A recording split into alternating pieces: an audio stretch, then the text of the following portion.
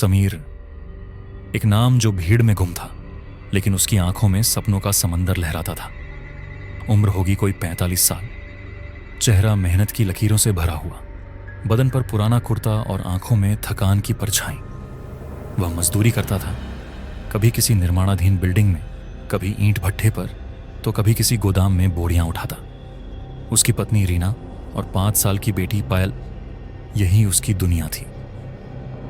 घर मिट्टी और ईंटों से बना एक छोटा सा कमरा था, जिसमें छत से पानी टपकता था और दीवारें ठंडी हवा रोकने में असमर्थ। लेकिन उस कमरे में सपनों की गर्मी थी, समीर के सपनों की। हर दिन काम पर जाते हुए वो बड़े बड़े गाड़ियों में बैठे लोगों को देखता, कोट पैंट पहने, चमचमाते जूते, मोबाइल पर बातें करते हुए। वे लोग उसे किसी और ही दुनिया के लगते। कभी कभी वह खुद से कहता, क्या मैं भी कभी ऐसा बन पाऊंगा? एक दिन समीर के साथ काम करने वाले रमेश की पत्नी चल बसी। गांव के श्मशान में अंतिम संस्कार के लिए समीर भी गया। लकड़ियां सजाई गईं, मंत्र पढ़े गए और फिर आग लगी। सब कुछ एक दुखद नियम के तहत। काम खत्म होने के बाद जैसे ही समीर लौटने लगा, उसकी नजर श्मशान के एक कोने में बैठे 2 लोगों पर पड़ी। एक अजीब सा अघोरी था, लंबे बाल, चेहरे पर भस्म, आंखों में चमक और हाथ में एक त्रिशूल। उसके सामने बैठा था एक संभ्रांत व्यक्ति जो गाड़ी से उतर कर आया था। वह कुछ बातचीत कर रहा था, फिर अचानक ठहाका लगाते हुए वापस चला गया। समीर ने अघोरी की आंखों में झांका। वो आंखें जैसे उसकी आत्मा को चीर गईं। डर के मारे वह बिना पीछे देखे घर की ओर भाग गया। रात को समीर को नींद नहीं आ रही थी। वह अपने खटिया पर पड़ा पड़ा करवटें बदलता रहा। अचानक उसे नींद आई और उसने सपना देखा, वही अघोरी, वही आंखें, लेकिन अब वो उसे बुला रहे थे। समीर के कानों में एक अजीब सा मंत्र गूंज रहा था, आजा, तेरे सवालों के जवाब तेरे डर के पीछे हैं। वह चीख कर जागा। पसीने से तरबतर उसकी सांसें तेज थीं।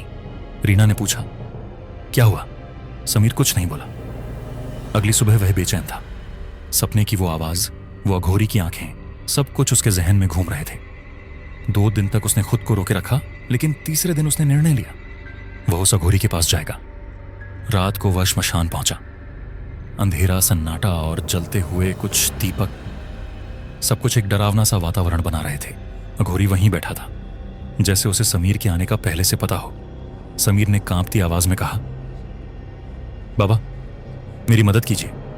मेरी गरीबी, मेरी मजबूरी, मुझे कुछ ऐसा चाहिए जिससे मैं भी बड़ा आदमी बन सकूं। अघोरी मुस्कुराया।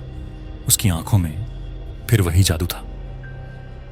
क्या तू अपनी गरीबी हमेशा के लिए मिटाना चाहता है? समीर ने सिर हिलाया। क्या तू अपने भविष्य को बदलने की कीमत चुका सकता है? हां बाबा, जो भी हो, मैं तैयार हूं। बाबा गंभीर हो गया। तो सुन, तुझे कर्ण पिशाचनी सिद्ध करनी होगी। ये एक शक्तिशाली तांत्रिक सिद्धि है जो तेरी हर इच्छा पूरी करेगी। लेकिन समीर की आंखों में हल्का डर तैर गया। वो सिर्फ तेरे साथ रहेगी, तेरे साथ सोएगी, तेरी हर सेवा करेगी, लेकिन तू फिर अपनी पत्नी के पास नहीं जा सकेगा। अगर तूने ये नियम तोड़े तो वही कर्ण पिशाचनी तेरी जान ले लेगी। समीर के सामने विकल्प स्पष्ट थे, एक ओर गरीबी, दूसरी ओर तंत्र की असीम शक्ति। मैं तैयार हूं बाबा, अघोरी ने कहा।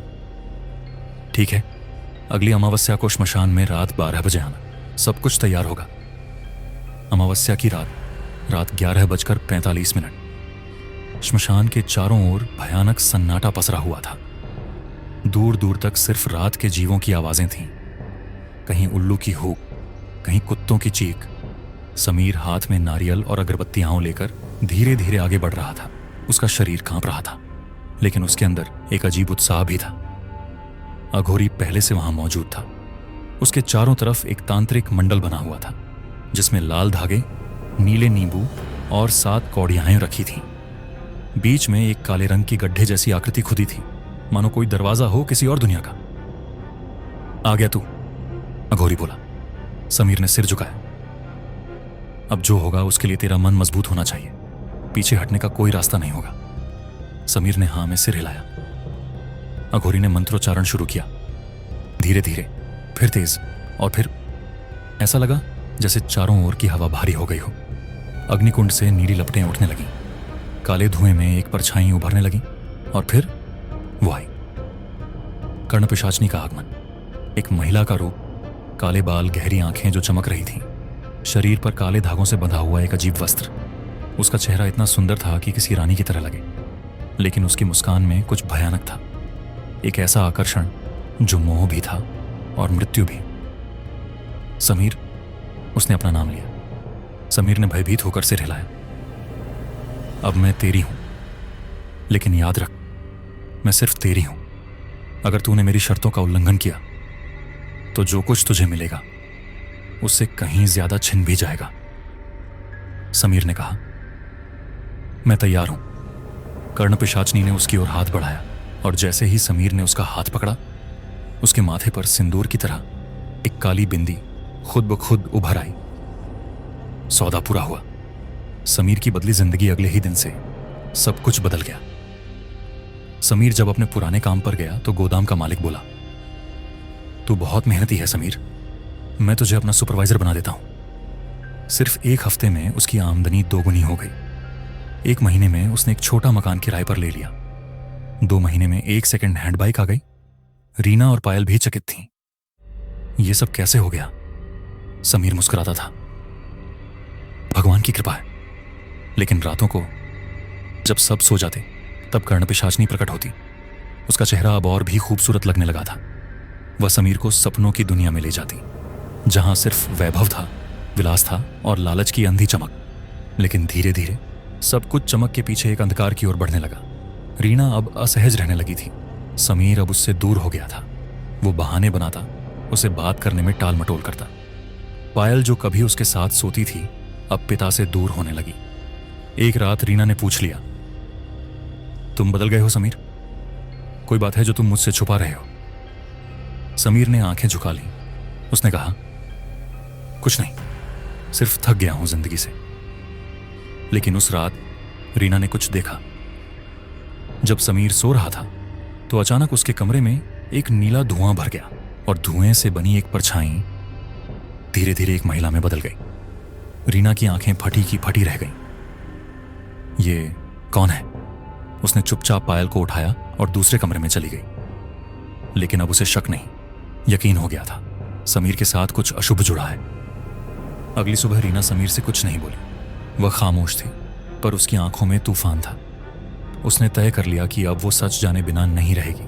गांव के ही एक बूढ़े ब्राह्मण पंडित दुर्वासा से वह मिली, जो किसी समय महान तांत्रिक रहे थे, लेकिन अब समाज से कटे रहते थे। रीना ने सब कुछ बताया।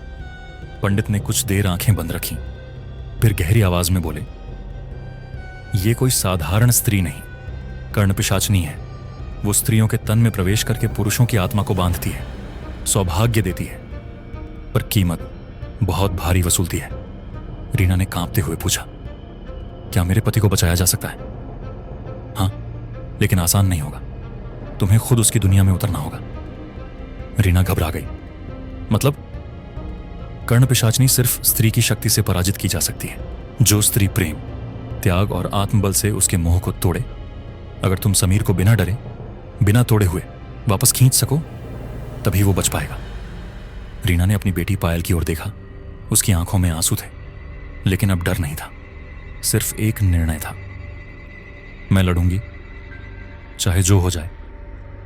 उधर समीर की दुनिया और भव्य होती जा रही थी। अब वो एक कंपनी में पार्टनर बन गया था। पैसे, गाड़ियां और हर वो चीज जो उसने कभी सोची भी नहीं थी, अब उसकी मुट्ठी में। लेकिन उसकी आत्मा में एक बेचैनी थी। हर रात कर्णपिशाचनी जब आती तो वो अब पहले की तरह आकर्षण महसूस नहीं करता था, बल्कि अब उसकी आंखों में डर था। तू मुझसे दूर हो रहा है, कर्णपिशाचनी ने कहा। समीर चौंका। नहीं, मैं तो। झूठ मत बोल समीर, तू अब मुझसे डरने लगा है, मोह भंग हो रहा है तेरा। पर याद रख, मैं तुझसे बंध चुकी हूं। उसने समीर के गले पर अपनी उंगलियां रख दी। समीर की सांसें रुकने लगीं। तभी उसने धीमे से कहा, प्लीज मत करो।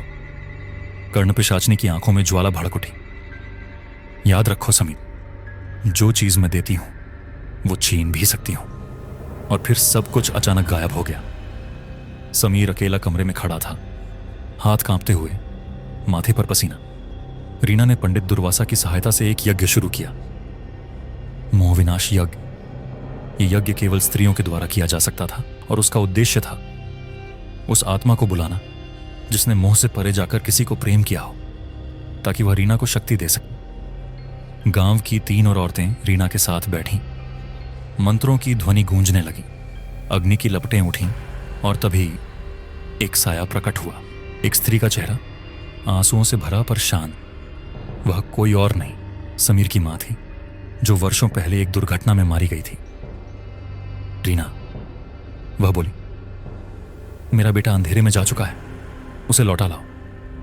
मैं तुम्हें वो शक्ति दूंगी जो सिर्फ एक मां, एक पत्नी और एक नारी में होती है। रीना की आंखों में आंसू आ गए। साया उसकी देह के पास आया और जैसे ही उसकी देह में समाया, रीना के शरीर से एक प्रकाश फूटा। अब वह सिर्फ एक पत्नी नहीं थी, वह अब शक्ति की एक वाहिका बन चुकी थी। पंडित ने कहा, अब अमावस्या की अगली रात श्मशान में वो दोबारा प्रकट होगी। उस रात तू समीर को वहां लाना और फिर शुरू होगा वो युद्ध, माया और मोह का, प्रेम और पिशाचनी का। रीना ने पायल को चूमा, उसे अपनी बहन के पास छोड़ा। समीर को झूठ बोलकर जैसे तैसे रीना उसे श्मशान तक ले आई। अग्निकुंड पहले से जल रहा था। कर्ण पिशाचनी एक बार फिर प्रकट हुई। इस बार उसके पीछे कई साए थे। लगता था जैसे सैकड़ों आत्माएं उसके साथ। क्यों लाई है इसे रीना? क्या तू जानती नहीं, ये अब मेरा है। रीना ने आगे बढ़कर कहा, समीर मेरा था, मेरा है और हमेशा मेरा रहेगा। तुमने जो मोह डाला वो अब टूटेगा, क्योंकि मोह से बड़ा प्रेम होता है। कर्ण पिशाचनी चीखी, प्रेम? प्रेम तो सबसे बड़ा भ्रम है। और फिर श्मशान भूमि रणभूमि बन गई। चारों ओर घना अंधेरा था। केवल यज्ञ की अग्नि से निकलती लपटें उस रात को चीर रही थी। हवा में तंत्र मंत्र की कंपकंपाती गूंज थी। कर्ण पिशाचनी ने रीना की ओर देखा। आज तो मुझसे मेरी शक्ति छीनने आई है, तुझमें है क्या रीना? रीना आगे बढ़ी। उसकी आंखों में अब भय नहीं था, सिर्फ आत्मविश्वास था। तेरी सारी शक्तियां छलपटी की हैं और मैं उस शक्ति से आई हूं जो त्याग से बनी है। आज तुझे प्रेम की ताकत दिखाई देगी। समीर इस पूरे दृश्य को अचंभे और भ्रम में देख रहा था। एक ओर वह मोह की छाया में था, दूसरी ओर उसकी आत्मा धीरे धीरे किसी जानी पहचानी सच्चाई की ओर खींच रही थी। कर्ण पिशाचनी ने मंत्र पढ़ना शुरू किया। वायुदेव, अग्निदेव और यम के नाम की शक्तियां बुलाने लगी। श्मशान की रेखाओं में आग सी दौड़ने लगी। रीना ने अपने माथे से कुमकुम उठाया और उसे अपने दिल पर लगाया। मेरे भीतर अब सिर्फ पत्नी का नहीं, एक मां का प्रेम भी है। उस शक्ति को देख जो तू कभी समझ ही नहीं सकी। और फिर उसने वही स्तोत्र पढ़ना शुरू किया जो पंडित दुर्वासा ने सिखाया था। AUM मोह विनाशिनी स्वाहा। अचानक एक उज्जवल प्रकाश रीना के शरीर से निकला। कर्ण पिशाचनी चीख उठी, नहीं, यह संभव नहीं, स्त्रियों में इतनी शक्ति नहीं होती। उसके पीछे की आत्माएं कांपने लगीं, कुछ चीखते हुए अंधेरे में समा गईं। समीर अभी भी चुप खड़ा था। रीना ने उसकी ओर देखा और कहा, समीर, अगर तू अब भी चुप रहा तो हम दोनों खो जाएंगे। मैं यहां तुम्हें बचाने नहीं, तुम्हें जगाने आई हूं। क्या तू अब भी उस छाया के मोह में है या मुझे पहचानता है? समीर की आंखों में अब एक तूफान उमड़ रहा था। अचानक उसके भीतर से एक आवाज आई, उसकी मां की आवाज। बेटा, मोह को मत चुन। रीना ने तुझे हमेशा प्रेम किया है। वो लौ है जो तुझे रोशनी में वापस खींच सकती है। समीर ने अपनी आंखें बंद की और जैसे ही उसने रीना की ओर कदम बढ़ाया, कर्ण पिशाचनी की चीख गूंज उठी। तू मेरा है समीर, अगर तू गया तो मैं तुझे और तुम्हारे बच्चे को भस्म कर दूंगी। लेकिन अब समीर रीना के पास खड़ा था। उसने रीना का हाथ पकड़ा और उसकी ओर देखा। मुझे माफ कर दो, मैं बहुत दूर चला गया था, लेकिन अब मैं वापस आना चाहता हूं, हमेशा के लिए। कर्ण पिशाचनी अब विकराल रूप ले चुकी थी। उसका चेहरा भयावह हो गया, आंखों से रक्त बह रहा था, लेकिन उसकी चीख में अब शक्ति नहीं थी, बस एक छटपटाहट थी। तुमने मुझे धोखा दिया समीर। मैं सिर्फ चाहती थी कोई मुझे भी चाहे जैसे मैंने तुम्हें चाहा। रीना और समीर दोनों हक्के बक्के रह गए। रीना ने पूछा, तू कौन है सच में? कर्ण पिशाचनी की आंखों से आंसू बहे। मैं भी एक पत्नी थी जिसने अपने पति को मोह में खो दिया था। मैंने आत्महत्या की थी। तब से मैं हर उस पुरुष को अपना बनाना चाहती थी जो अपने प्रेम को छोड़ देता है। अब वह और भी कमजोर हो गई थी। तुम दोनों ने मुझे वो दिखा दिया जो मैंने कभी जाना ही नहीं, सच्चा प्रेम। अब मैं मुक्त होना चाहती हूं। रीना ने मंत्र पढ़ा और अग्नि की ओर देखा। कर्ण पिशाचनी ने अपना चेहरा ऊपर उठाया और यज्ञ की अग्नि में समा गई। एक पल के लिए सब कुछ शांत हो गया। सिर्फ हवा में एक धीमी सी फुसफुसाहट थी। फिर एक नई सुबह होती है। समीर, रीना और पायल तीनों अब अपने पुराने घर में थे। रीना की आंखों में अब थकान नहीं, शांति थी। समीर के चेहरे पर अपराधबोध नहीं, एक नई शुरुआत की आभा थी। पायल उनके बीच बैठी थी, मुस्कुराती हुई। और एक बात जो दोनों ने समझी, मोह कुछ भी दे सकता है पर सच्चा प्रेम ही आत्मा को बचाता है।